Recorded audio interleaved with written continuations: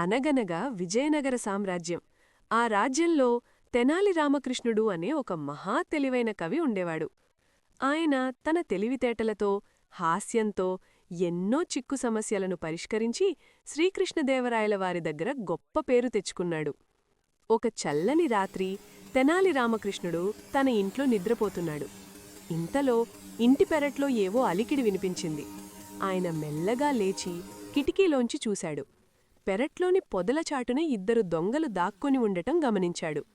ఈ రాత్రికి ఎలాగైనా రామకృష్ణుడి ఇంట్లో దూరి బంగారం దోచుకోవాలి అని వాళ్లు గుసగుసలాడుకోవడం కూడా విన్నాడు. రామకృష్ణుడు కంగారు పడ్లేదు, భయపడ్లేదు. వెంటనే ఆయనకో తెలివైన ఉపాయం తట్టింది. ఆయన తన భార్యను నిద్రలేపి కావాలనే గట్టిగా ఇలా అన్నాడు: ప్రియే, ఈ మధ్య నగరంలో దొంగల భయం మరీ ఎక్కువైపోయింది. మనం కష్టపడి సంపాదించుకున్న బంగారం, వెండి, వజ్రాలు అన్నీ ఒక పెద్ద పెట్టెలో దాచాం కదా. ఈ రాత్రి ఆ దొంగలు మన ఇంటికి వస్తే ఎలా? నాకొక మంచి ఆలోచనొచ్చింది. భార్య ఆశ్చర్యంగా, ఏమిటండి అది అని అడిగింది. మన పెరట్లో ఉన్న పాత బావి ఉంది కదా, మన ధనం ఉన్న పెట్టెను తీసుకెళ్లి ఆ బావిలో పడేద్దాం. దొంగలకు ఆ విషయం తెలీదు. వాళ్ల భయం తీరాక మనం బావిలోంచి నీళ్లు తోడేసి పెట్టెను బయటకు తీసుకోవచ్చు. ఇదే సురక్షితమైన మార్గం అని ఇంకా గట్టిగా చెప్పాడు. పొదలచాటున ఉన్న దొంగలు ఇది విని తెగ సంబరపడిపోయారు. ఆహా, మన పని చాలా సులువైపోయింది. వాళ్లే పెట్టెను బావిలో వేస్తున్నారు. వాళ్లు నిద్రపోయాక మనం బావిలోంచి నీళ్లు మొత్తం తోడేసి ఆ పెట్టెను సులభంగా తీసుకెళ్లొచ్చు అనుకున్నారు.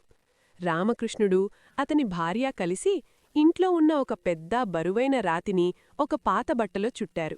దాన్ని మోసుకెళ్లి ధబీం అని పెద్ద శబ్దం వచ్చేలా బావిలో పడేశారు. ఆ శబ్దం విన్న దొంగలు అది నిజంగానే బంగారు పెట్టె అని నమ్మేశారు. రామకృష్ణుడు, అతని భార్య ఇంట్లోకి వెళ్లి హాయిగా నిద్రపోయారు. ఇక దొంగల పని మొదలైంది. ఒకరి తర్వాత ఒకరు రాత్రంతా ఆపకుండా బావిలోంచి నీళ్లు తోడటం మొదలుపెట్టారు. ఆ నీళ్లన్నీ పెరట్లోని చెట్లకు, మొక్కలకు పాదుల్లోకి వెళ్తున్నాయి. తెల్లవారేసరికి వాళ్లు అలసిపోయి సొమ్మసిల్లిపోయారు.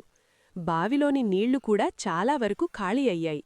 సరిగ్గా అప్పుడే తెనాలి రామకృష్ణుడు పెరట్లోకి వచ్చి దొంగలని చూసి నవ్వుతూ ఇలా అన్నాడు: అయ్యో నా ప్రియమైన మిత్రులారా, చాలా ధన్యవాదాలు. నేను రోజూ ఉదయాన్నే లేచి నా తోటలోని చెట్లకు నీళ్లు పెట్టడానికి చాలా కష్టపడేవాణ్ణి. మీరు రాత్రంతా కష్టపడి నా తోట మొత్తం తడిపారు, నా శ్రమను తగ్గించారు. మీకు చాలా పుణ్యముంటుంది. ఆ మాటలు వినగానే దొంగలు బిత్తరపోయారు. తాము మోసపోయామని గ్రహించి సిగ్గుతో తలదించుకొని ప్రాణాలు అరకేతిలో పెట్టుకుని అక్కడి నుండి పరుగులంఘించుకున్నారు. ఈ కథలోని నీతేమిటంటే, శారీరక బలం కంటే తెలివి గొప్పది. తెలివితో ఎంత పెద్ద సమస్యనైనా, ఎంతటి ప్రమాదాన్నైనా సులభంగా పరిష్కరించవచ్చు.